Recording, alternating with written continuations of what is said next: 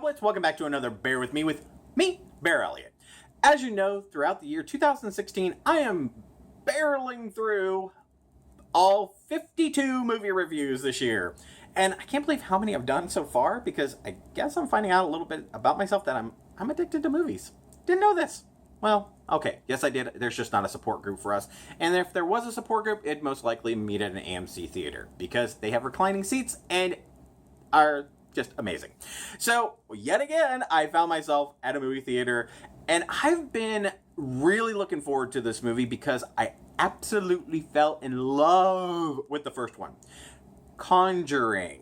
Conjuring 1 was incredible.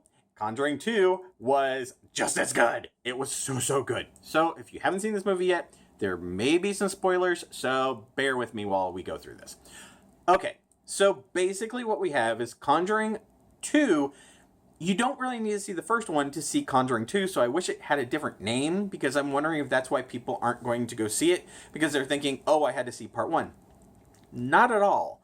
It stands alone. These movies just kind of stand alone. Yes, they do have the same characters in regards to Ed and Lorraine Warren. Now, if you're not familiar with Ed and Lorraine, here's the basic background of them in a nutshell. They were real-life ghost hunters. Now, I believe both have passed on. I know Ed has passed on. I don't know about Lorraine if she has. I need to do a little research about that, because I was like, I think she has. I don't think she has. I don't really know. I know that her daughter is still active in the paranormal environment and the community. But what we have here is we have two of the most famous original, when it comes to the media, they pretty much set the basis for ghost hunting. And a lot of the techniques that they used are still used today. Now, Lorraine was a sensitive in regards to, she had psychic abilities, medium, that she was able to interact with the spirit on a different level than you or I. That she was able to see them, talk with them, and meditate on them, and they would tell her things. Ed is kind of like more the scientific. They are also Catholic. So this has a Catholic base to it. So if you do not happen to have if you have negative feelings in regards to religion, this might impact your viewing it in pleasure. But hey, I'm an atheist and I liked it. So it's just part of the group. So Ed and Lorraine, what their whole thing was, they would investigate possible paranormal activities. Their biggest investigation in regards to the United States was the Amityville Horror. So this movie picks up at a seance. They're interacting with a spirit. I'm not 100% sure where exactly that was taking place, because I was like, okay, is this the Amityville Horror? But I don't think so, because it just seemed different in regards to, the story was that Lorraine was interacting with a spirit in the home that was causing a man to kill his family.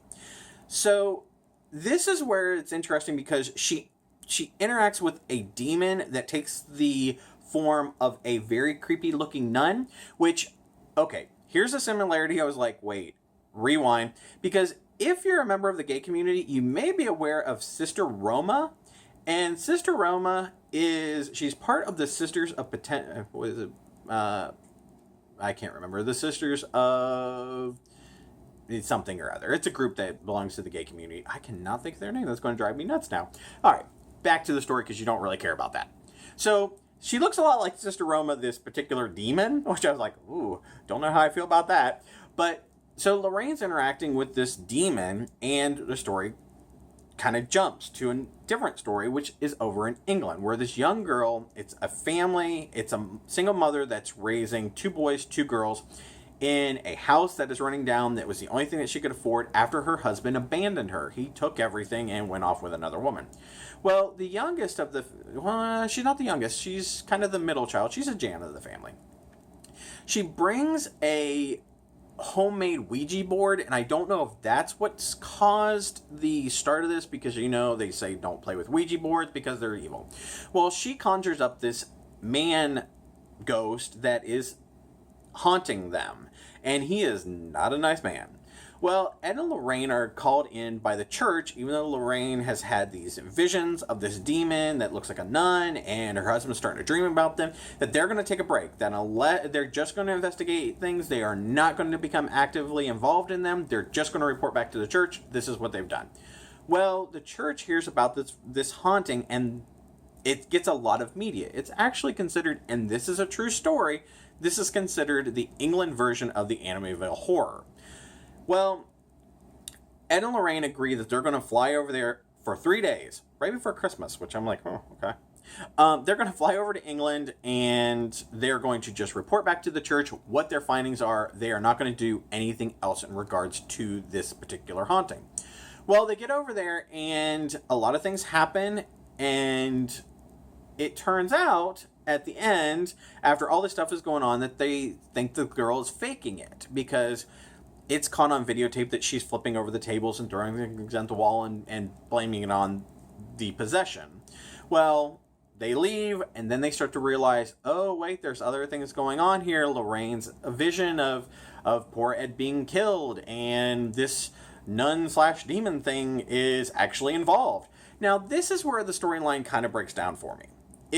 Okay, how is it that Lorraine has this demon appear to her in this first story, and then it's the exact same demon that is possessing this girl?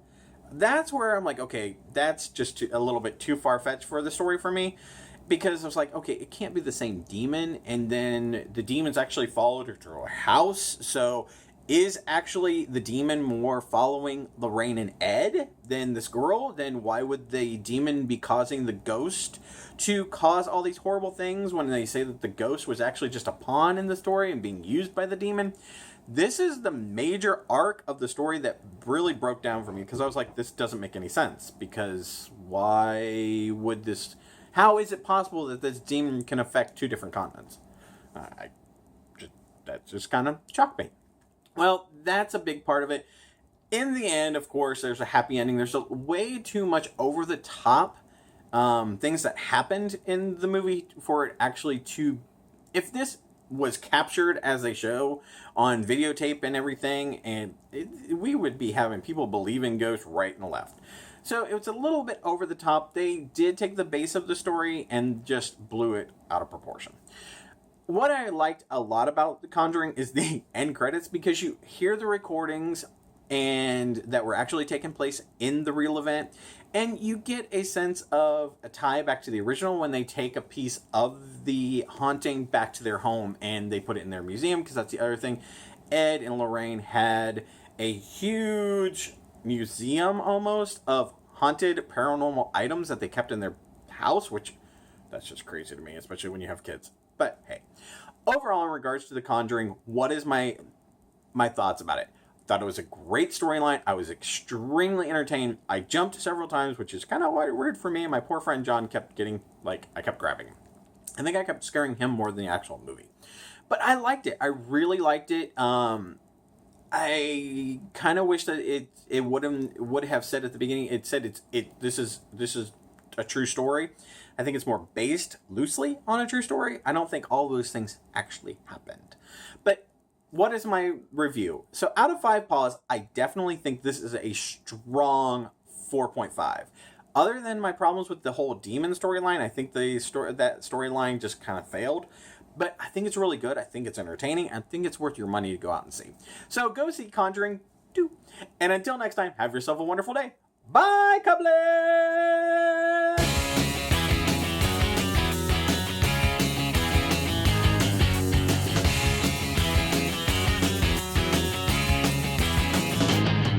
I could go out in the darkness, see you calling my name. I hear you shouting, hear you calling, but it's not the same. Every word that you are throwing right into my back doesn't matter to me, cause I'm keeping my track. Let me go, let me go.